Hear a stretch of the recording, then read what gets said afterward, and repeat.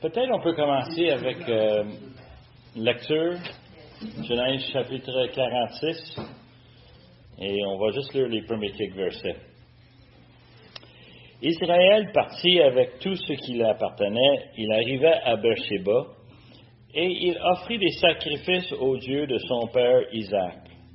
Dieu parla à Israël dans une vision pendant la nuit, et il dit, « Jacob, Jacob !» Israël répondit, « Me voici. » Et Dieu dit, « Je suis le Dieu de ton père. Ne crains point de descendre en Égypte, car là je te ferai devenir une grande nation. Moi-même je descendrai avec toi en Égypte, et moi-même je t'en ferai remonter, et Joseph te fermera les yeux. » Courbons-nous.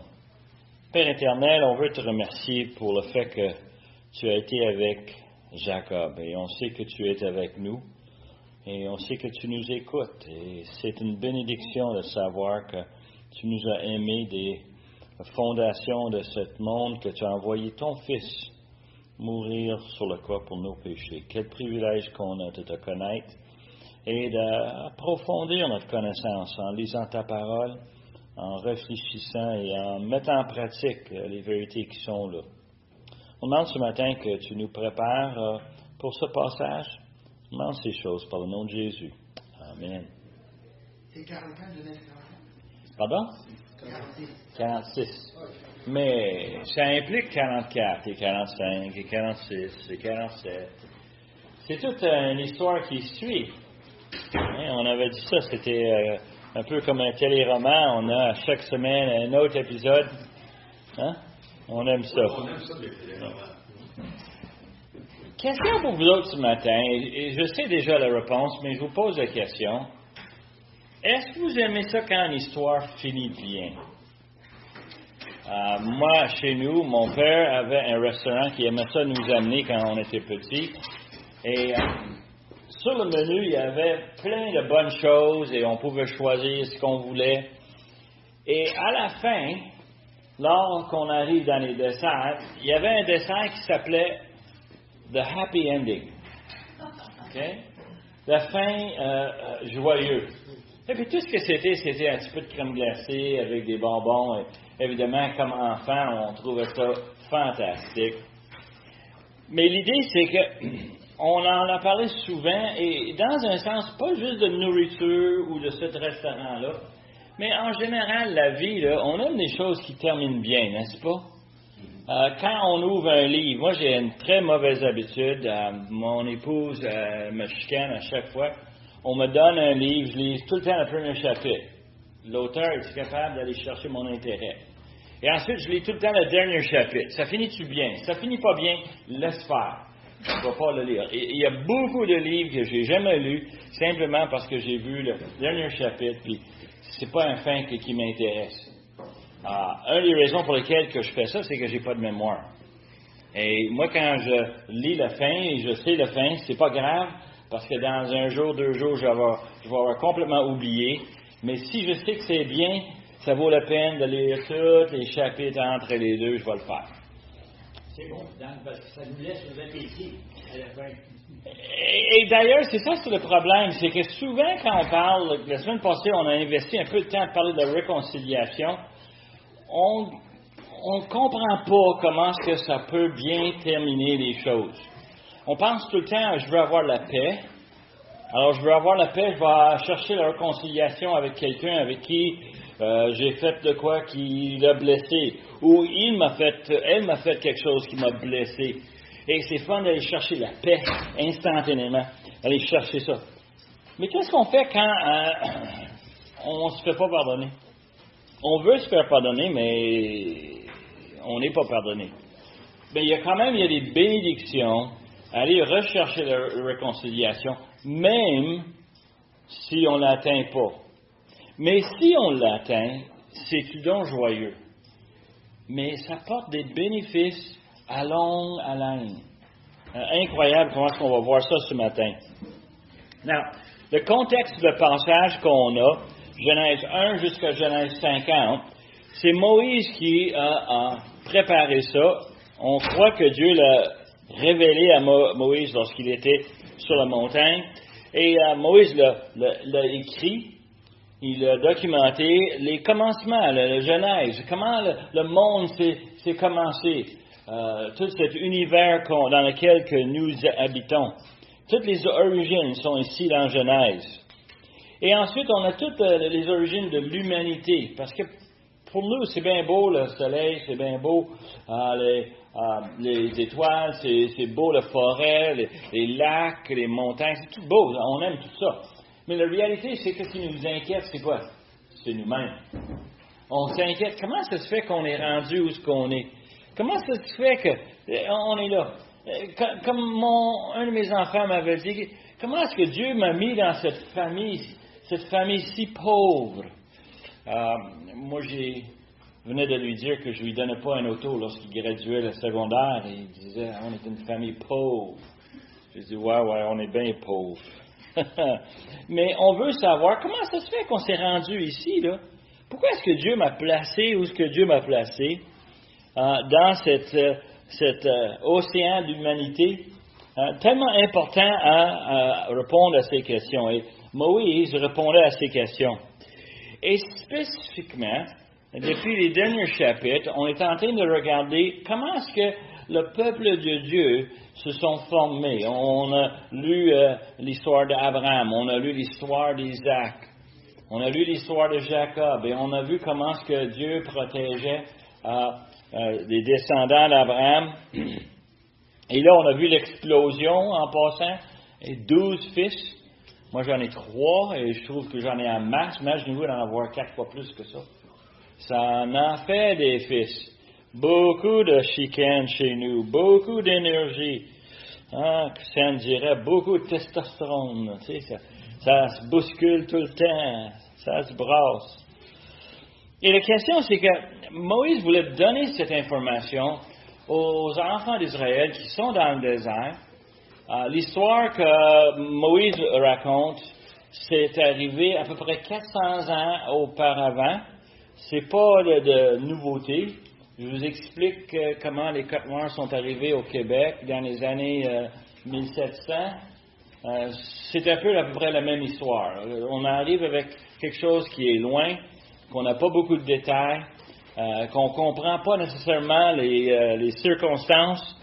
Mais Moïse prend le temps de tout expliquer ça. Et ce matin, on va regarder le chapitre 46 et on va continuer jusqu'à la fin si possible.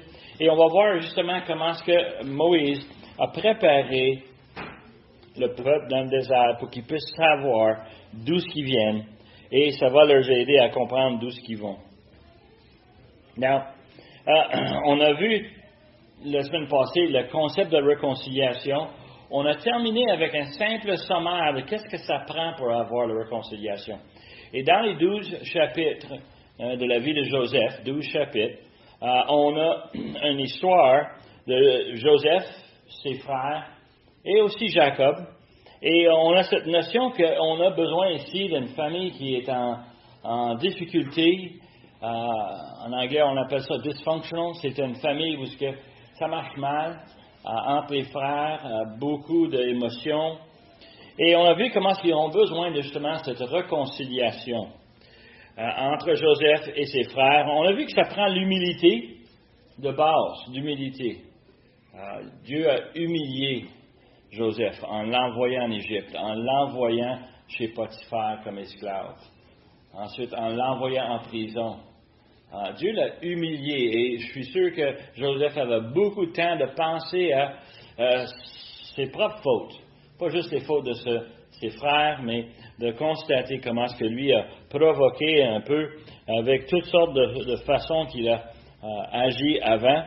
Et il peut reconnaître que ses frères ont mal agi envers lui.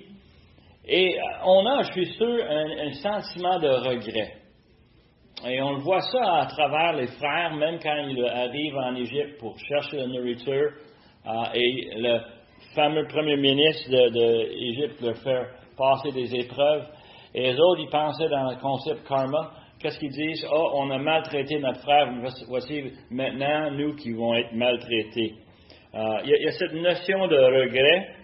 Et on a eu même un exemple de ça où ce que Judas a même offert lui-même en échange pour la vie de Benjamin. Et on a vu comment est-ce qu'il y avait la repentance. Il tournait de bord, il pensait aux autres, il ne pensait plus à lui-même. Et on voit justement ce virage nécessaire. Repentance, regret, humilité et aussi pardon. Pour avoir réconciliation, il faut avoir le vrai pardon. Et le pardon, là, on a parlé un peu de comment est-ce que Jésus a enseigné le pardon. Et cette semaine, dans la réunion des anciens, on parlait d'une autre situation. Et Yvon, j'ai bien aimé ça, le fait que tu as sorti Matthieu chapitre 18. Et encore l'exemple de pardon. C'est quoi le vrai pardon? C'est pas juste temporaire. C'est quelque chose que on veut se faire pardonner par le Seigneur, mais il faut que nous autres, on pense plus loin que juste nous-mêmes. Il faut penser à notre relation avec d'autres. Et on a un besoin d'un pardon. Et évidemment, ça va nous amener à une transformation, un changement dans le cœur de Joseph, un changement dans le cœur de ses frères. Et à la fin, on a vu comment est-ce qu'ils se sont pardonnés et comment est-ce qu'ils ont réussi à vraiment transformer la vie de ces 12. Et on a vu qu'à la fin de chapitre 45, que Joseph a fait des démarches pour qu'il aille chercher son père, qu'il le ramène avec la famille en Égypte, parce que la famine n'est pas terminée. Il reste encore 5 ans de famine, il ne veut pas que personne souffre, et Joseph envoie des chariots, il va chercher la bénédiction du Pharaon pour le faire, et il va aller chercher sa famille, le ramener, et on a lu comment est-ce que ici, dans le chapitre 46, comment est-ce que Jacob se prépare. Et il dit, en verset 1, il partit avec tous ceux qui lui appartenaient. C'est pas juste un petit voyage de loisir. On a besoin d'un petit sac avec quoi, des pyjamas, un petit déodorant. Hein? On est prêt pour y aller. Hein? Non, il est allé avec tout. C'était un déménagement. Il a parti avec tous ses animaux, avec tous ses serviteurs, avec ses enfants, ses femmes. Tout le monde est venu. Il a quitté le Canaan pour déménager en Égypte, en sachant que Jacob il savait que Joseph lui a dit 5 ans de souffrance. 5 ans, c'est longtemps, surtout quand tu n'as rien à manger.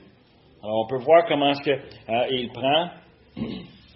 Et lorsqu'il part, il arrive à Beersheba et Dieu lui arrive dans une vision et Dieu répète la même chose qu'il lui dit depuis chapitre 27. Hein, depuis 27 où il s'est enfui de la maison parce que son frère voulait lui tuer et il dort sur une roche et puis il dort sur la roche et puis il pense à cet escalier, cette échelle qui monte au ciel et Dieu lui dit quoi? Je vais être avec toi. Je vais être avec toi. Et il répète à plusieurs reprises dans sa vie, Dieu lui dit, je vais être avec toi. Et ensuite, ici, il dit, vas-y en Égypte. Hein? On a lu ça tantôt. Je vais être avec toi. Et ce que je trouve fascinant dans toute la vision qu'il a, il y a la dernière chose qui est écrite.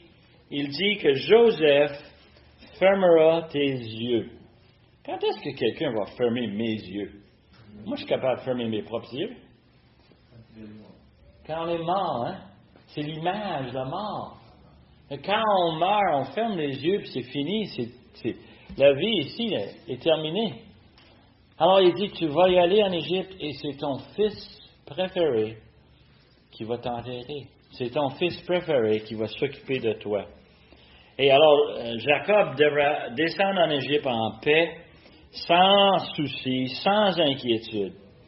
Et ça lui donne toute une bénédiction de savoir que l'Éternel est avec lui. Et son fils va être là aussi. Ça va être spécial. Dans verset 5 du chapitre 46, continue avec une généalogie. D'habitude, moi, dans ma lecture, je ne sais pas vous autres, moi j'ai une tendance à sauter par-dessus les généalogies. Il y en a tellement dans les Écritures. Et il me semble que ça prend beaucoup de temps à lire tous les noms qu'on n'est pas capable de prononcer. Hein? Mais il a une liste ici. Puis cette liste est très importante. C'est une liste de tous ceux qui ont descendu en Égypte avec Jacob. Tous les membres de sa famille, ses fils, ses filles, ses petits-fils, sont tous énoncés dans cette liste-là. Et ça arrive à un chiffre qui dit la famille de Jacob représente 70 personnes pour rentrer en Égypte.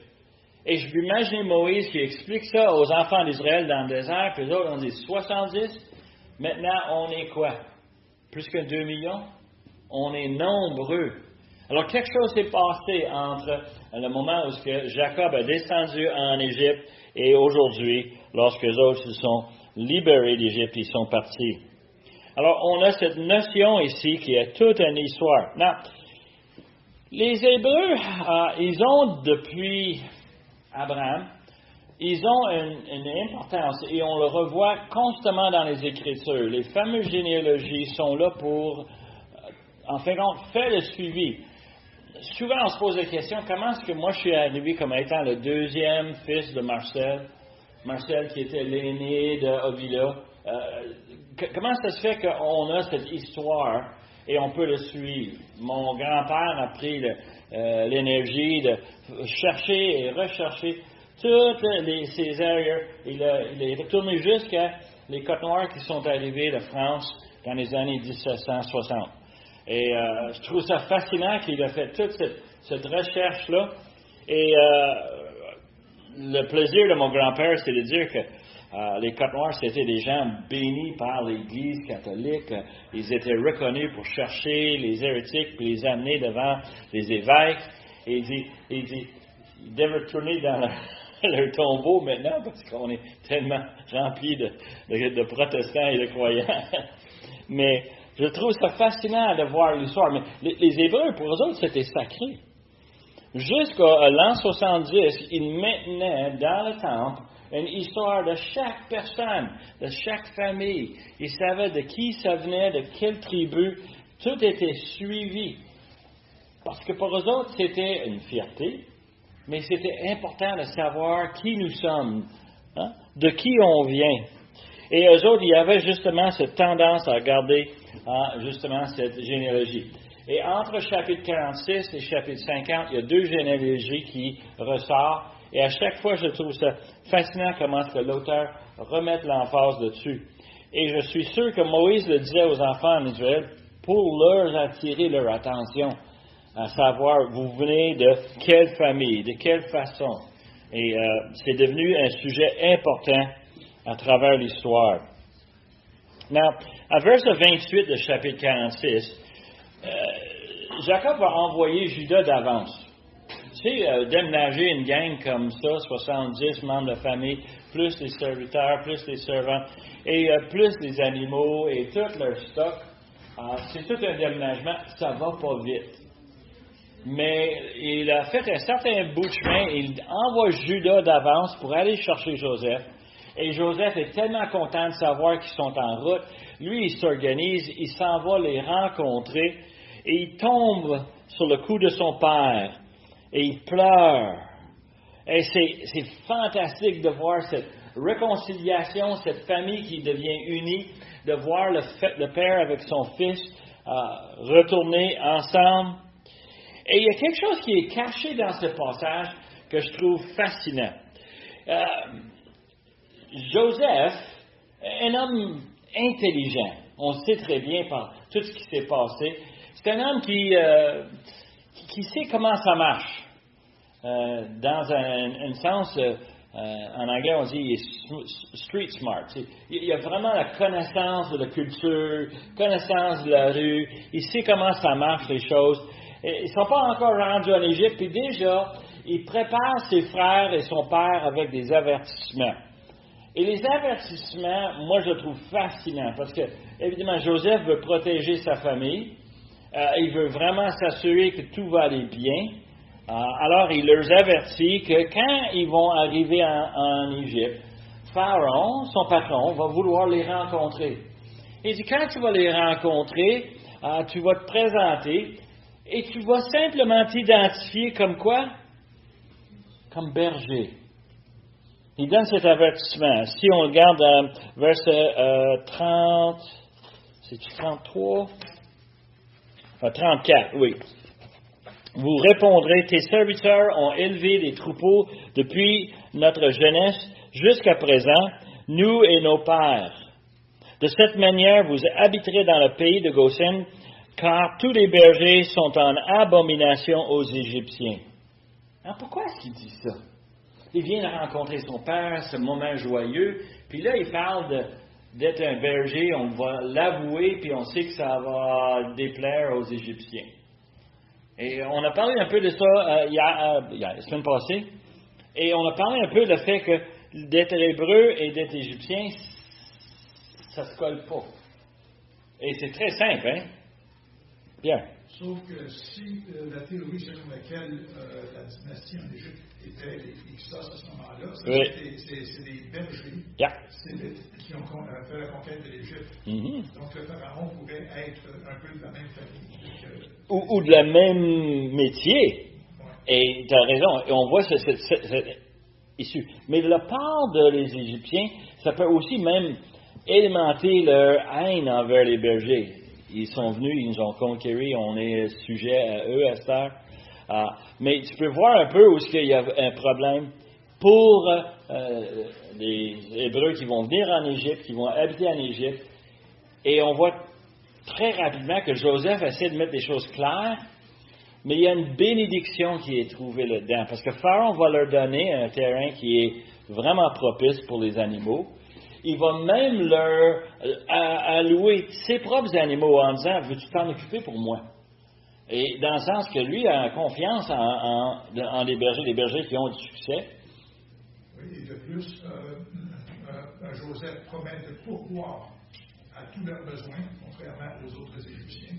Yes, on va voir ça dans le chapitre 48, 49. Ça explique beaucoup d'autres choses, en tout cas, on va pas faire aujourd'hui, je pense. On va regarder ça rapidement. Mais est-ce que vous comprenez, Joseph s'occupe de ses frères, il s'occupe des bergers. Pharaon semble être très favorable, okay? Et puis ça c'est important. Mais de l'autre côté, il va y avoir un écart entre les Égyptiens et les Hébreux. Les Hébreux vont être pour les Égyptiens comme une basse classe de la société. C'est juste des bergers, c'est juste des gens qui s'occupent des animaux. Pour un Égyptien, ça c'était un préjugé. Et Joseph va se servir de ce préjugé-là.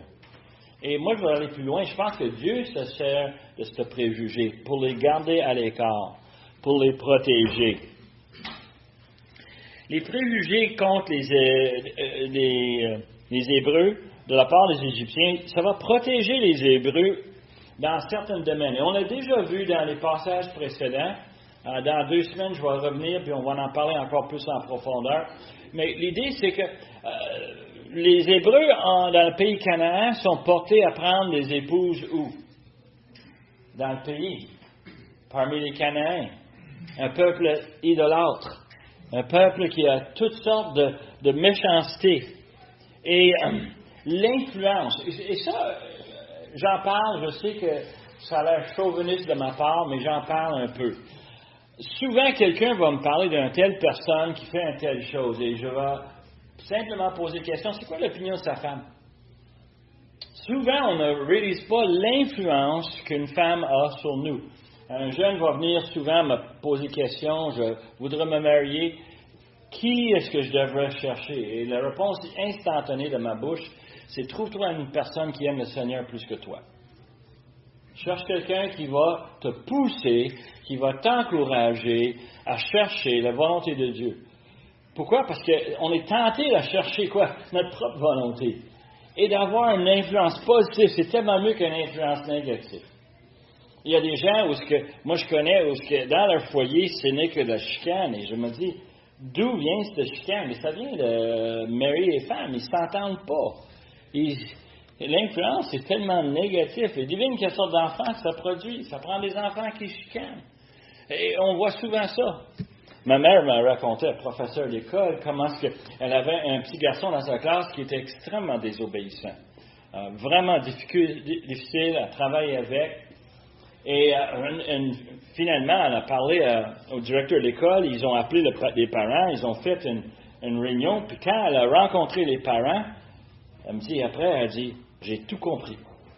Pourquoi l'enfant est le même? Je dis, les parents, les autres sont tellement désagréables. Pauvre enfant, élevé dans un foyer de même. Il est rebelle, c'est sûr, certain. L'enfant a besoin d'affection, l'enfant a besoin de quelqu'un qui va s'occuper de lui. Il est tellement insécure. Et il va être rebelle toute sa vie, ce pauvre petit garçon-là. L'influence, tellement important. Dieu a mis à part les Hébreux dans une partie d'Égypte, loin des Égyptiens. Il y a un écart. Il n'y a pas d'intérêt à mêler les deux peuples. Il n'y a pas un intérêt. Pourquoi? Parce que les autres sont inférieurs. On ne veut rien savoir d'eux autres. Et pour les Hébreux, ils vont dire quoi? Tant pis. Tant pis. Et on voit cette situation tellement importante. La culture égyptienne, c'était la culture la plus avancée à ce moment-là, dans le temps, et pourtant, c'était probablement celle qui était le plus pourrie aussi, en termes de tout ça. Et Joseph n'est pas neuf. Il a vécu là depuis presque 20 ans. Il sait très bien qu'est-ce que c'est. Il sait comment est-ce que c'est important de protéger sa famille des influences négatives de la part des Égyptiens. Alors, chapitre 47, verset 1, on arrive avec Pharaon qui accueille Jacob et ses fils. Devine qu'est-ce qu'il va poser comme question. Qu'est-ce que vous avez fait comme métier? Et les autres, ils vont répondre bien comme faux. Nous sommes des bergers, comme nos pères, et on s'occupe des animaux. Et littéralement, Jacob va bénir Pharaon de l'avoir accueilli, une expression de gratitude. Pharaon veut savoir quel âge qu'il a. Moi, je trouve ça tellement fascinant. Jacob a maintenant 130 ans. 130 ans. On voit ça dans le chapitre 47. Et Pharaon, il va traiter Jacob et ses fils bien. Vous pouvez avoir ce terrain-là, et c'est le terrain que Joseph avait déjà préparé. Tu peux voir un peu de connivence qui arrive entre Pharaon et Joseph. C'est vraiment bien. Et la famine va continuer dans le pays. Alors, chapitre 47, verset 13 jusqu'à 26, on voit comment est-ce que la famine continue en Égypte. Oui, les Hébreux sont dans le parti, le pays, le terrain Goshen, qui s'appelle, et on les a mis de côté, mais les autres Égyptiens, ils ont faim. Et qu'est-ce qu'ils font, eux autres? C'est qu'ils ont tous mangé leur nourriture qu'ils ont mis en réserve, mais Joseph en a collecté beaucoup. Et maintenant, ils arrivent à Joseph, ils disent « Nourris-nous » parce que d'autres, on n'a pas rien. Et ils vendent la nourriture, le grain aux Égyptiens. Et évidemment, après qu'il n'y a plus d'argent et que la nourriture est toute passée, ils reviennent une deuxième fois en disant « On n'a rien d'autre. » Et Joseph a dit « Vends-moi tes troupeaux, vends-moi tes animaux. » Alors, il ramasse tout ça pour Pharaon, et il prend ça, et ça va très bien, il mange, et puis ensuite, la nourriture est tout pris, et qu'est-ce qu'on va faire? Ils reviennent, on n'a plus rien à t'offrir. Et Joseph va prendre quoi? Leur terre. Il va prendre leur terre, il va devenir le propriétaire de tous les terrains en Égypte, sauf les terrains qui appartiennent aux prêtres, simplement parce que les prêtres avaient une allocation gouvernementale.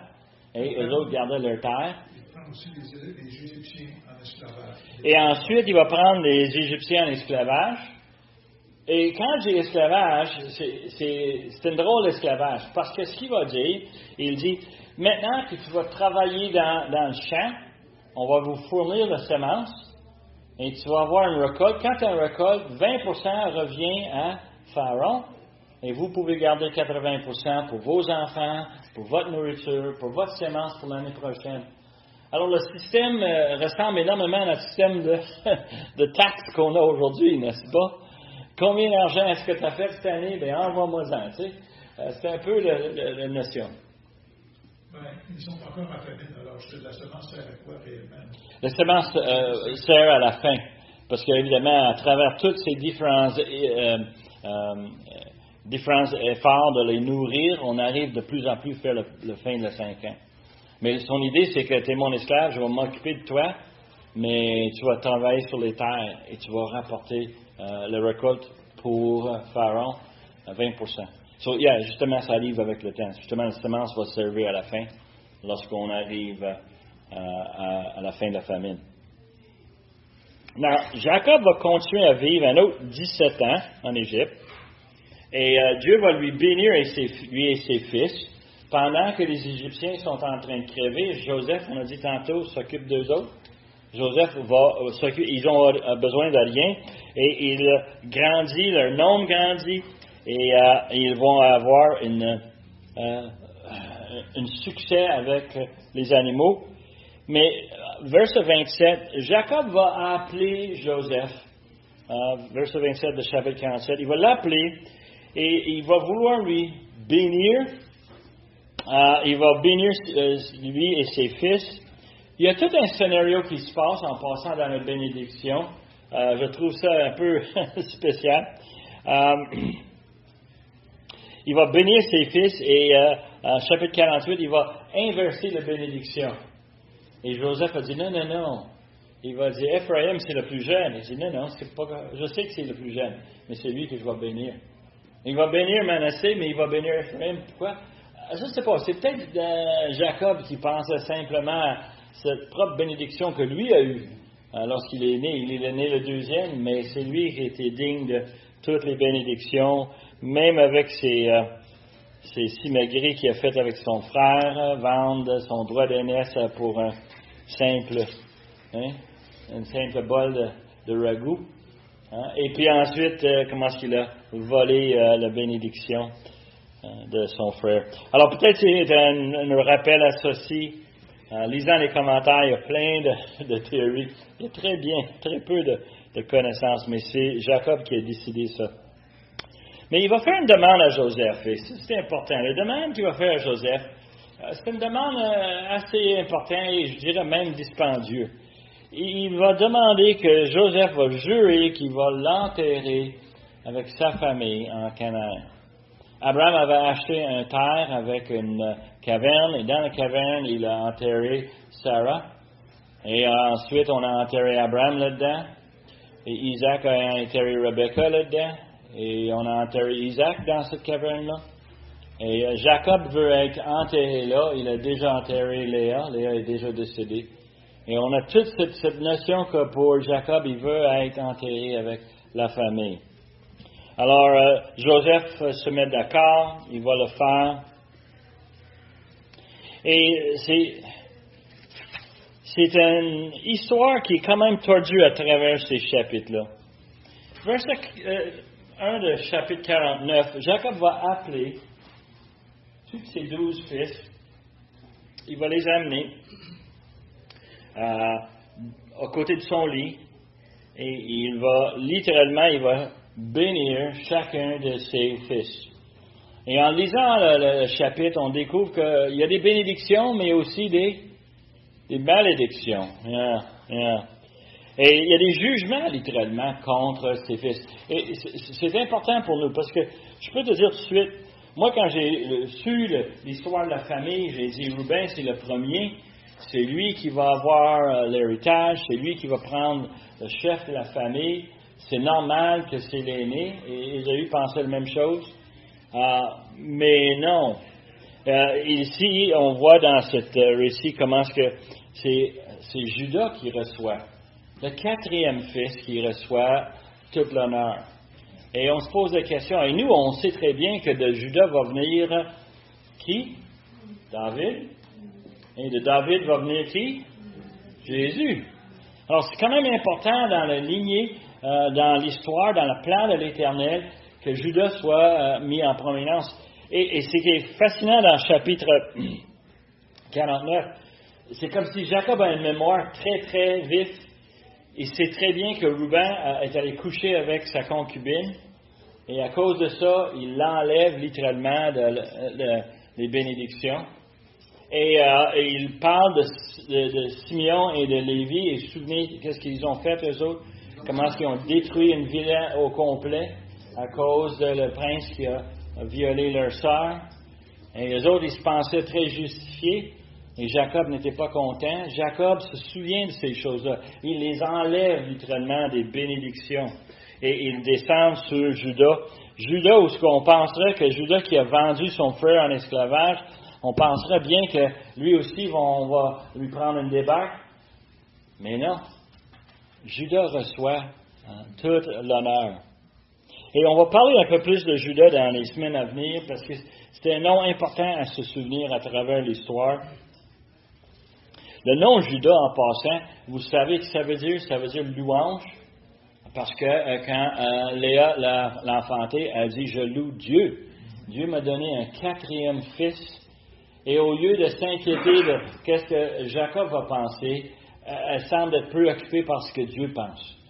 Et c'est fascinant de voir que son nom veut dire louange et que son père va lui donner louange. Dans cet chapitre, on lit comment est-ce qu'il appelle Jacob le lion et comment est-ce qu'il donne toutes les caractéristiques d'un lion et comment est-ce qu'on s'occupe de la famille, comment est-ce qu'on est fort, comment est-ce qu'on est vaillant.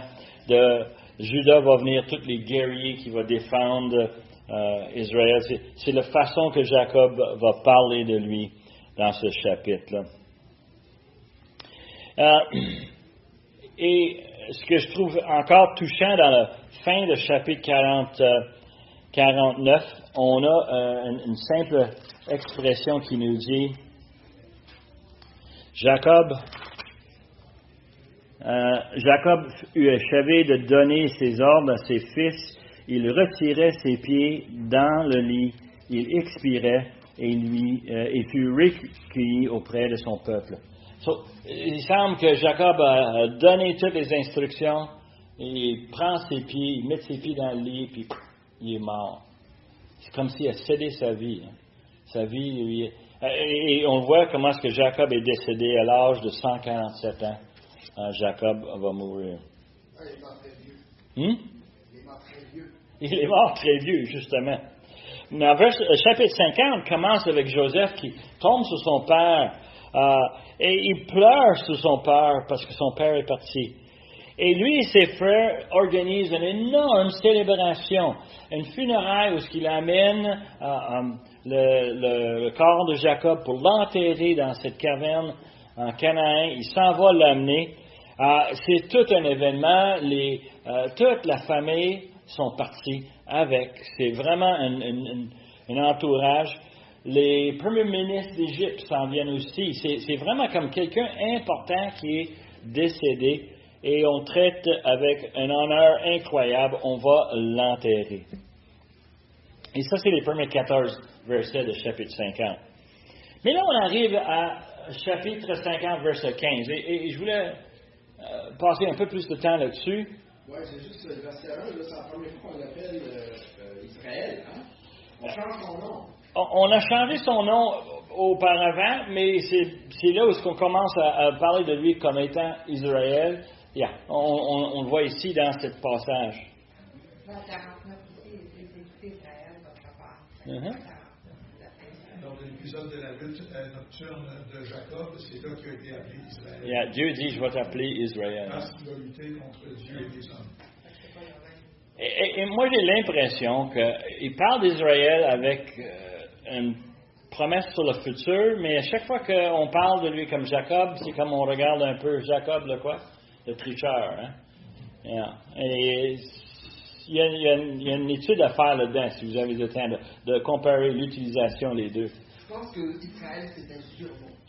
Comme moi, on m'appelle Charles, on m'appelle Charles, mais je reste le même.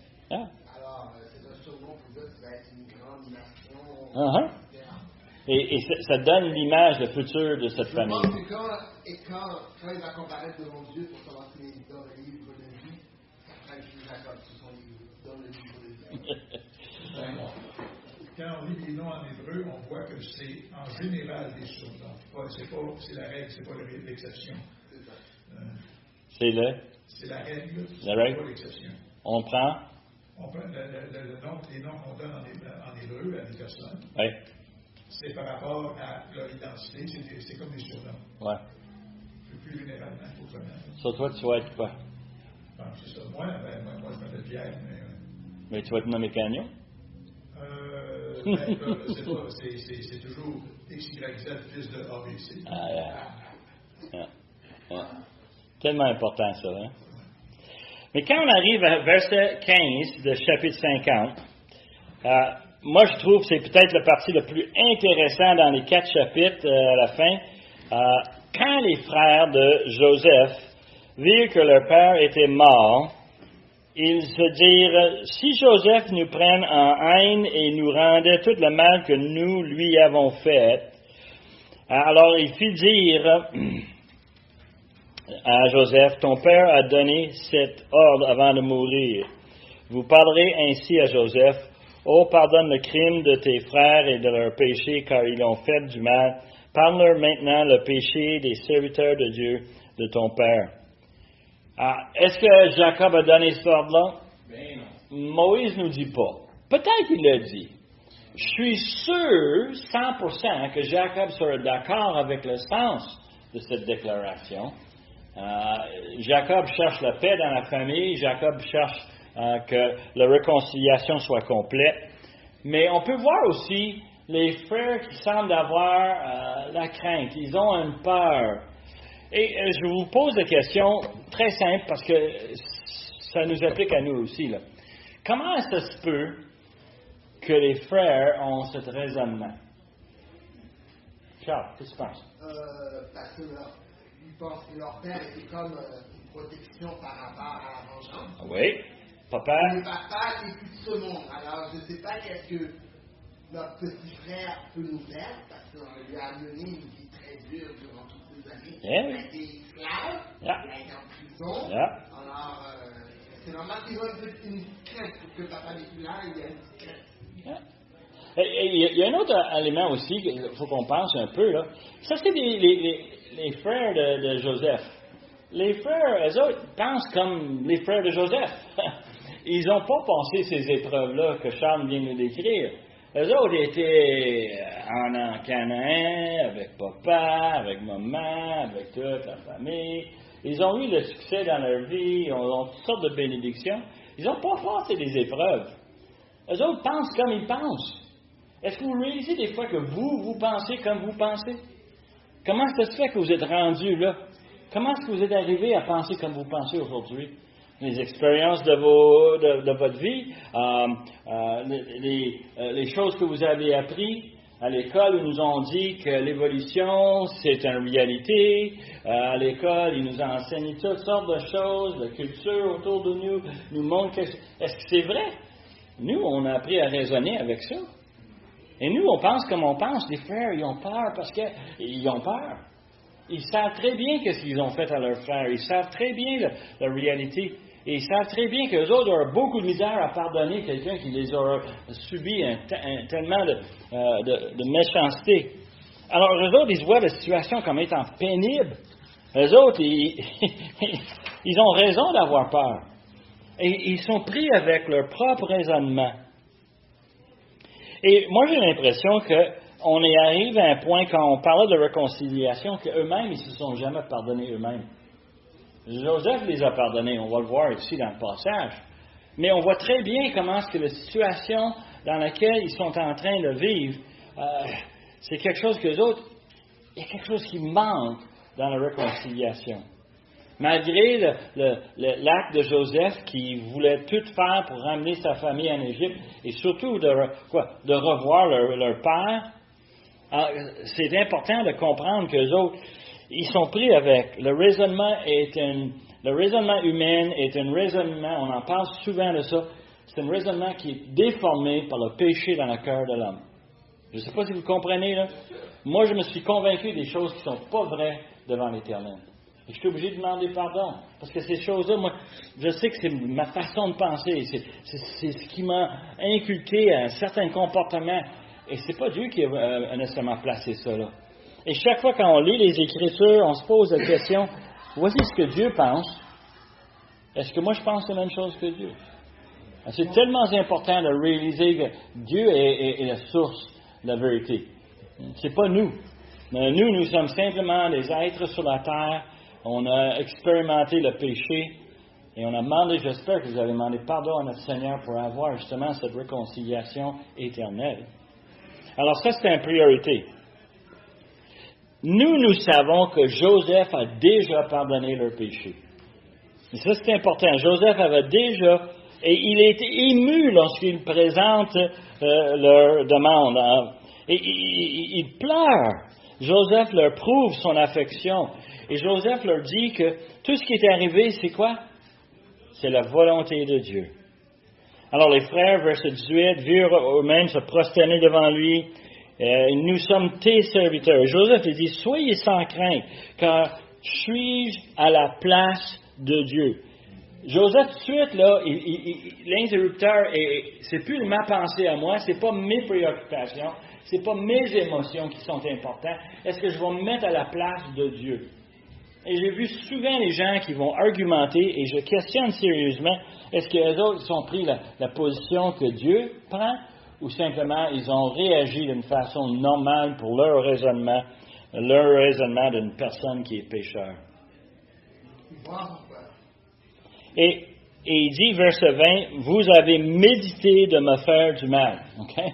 Joseph ne prend pas le péché des frères et le balayer en dessous de tapis. Non, il dit, honnêtement, je sais que tu m'as fait du mal. Il n'y a pas de problème, je le sais, tu le sais, nous savons. Et très bien, très clair. Mais il dit quoi? Dieu l'a changé en bien pour accomplir ce qui arrive aujourd'hui, pour sauver la vie d'un peuple nombreux. Soyez donc sans crainte, je vous entraînerai, vous et vos familles. Et il les consola en parlant à leur cœur. Et c'est fascinant de voir comment est-ce que Joseph prend la perspective de Dieu. Il cherche une réconciliation complète. Ça fait déjà 17 ans qu'ils sont en Égypte. Ça fait déjà un bon bout de temps qu'ils sont là, puis qu'ils sont bénis. Et quand même, ils ont besoin encore quoi? De se souvenir de la réconciliation que Dieu les a offert. Il parle ici de sauver la vie de plusieurs. Et je trouve ça fascinant. Nous, on pense en termes de les médias, n'est-ce pas? Nous sommes dimanche, le 30 mars 2025. Tout le monde est au courant de ça? Vos préoccupations, pour la plupart, sont au sujet de qu'est-ce qui va se passer aujourd'hui. On vient à l'Église parce qu'aujourd'hui, c'est le jour qu'on a choisi pour adorer le Seigneur ensemble. Et on va prendre le repas du Seigneur et on va tout faire ça aujourd'hui parce que c'est aujourd'hui. Et Joseph, il voit le fait qu'on a sauvé la vie d'Israël et de toute sa famille. Et on a fait ça aujourd'hui. Mais il ne pense pas plus loin que ça. Pourquoi? Parce qu'il ne sait pas. Mais nous, on sait. Nous, on a triché. On a lu les histoires à travers l'Ancien Testament. On voit Jésus qui arrive. On voit Jésus qui arrive pour offrir le salut du péché à tous ceux qui vont croire. Et on voit ça dans le Nouveau Testament. Et on voit jusqu'à l'Apocalypse où on voit une description comment est-ce que Dieu va reprendre le contrôle sur la planète. Et on voit ces affaires-là. C'est stimulant. Et on sait très bien que Dieu a fait ceci avec Joseph et ses frères, pas juste pour eux autres, au moment, mais aussi pour le futur. Protéger les Hébreux. Et c'est pour ça que j'ai parlé tantôt de ces préjugés égyptiens. Pourquoi? Parce que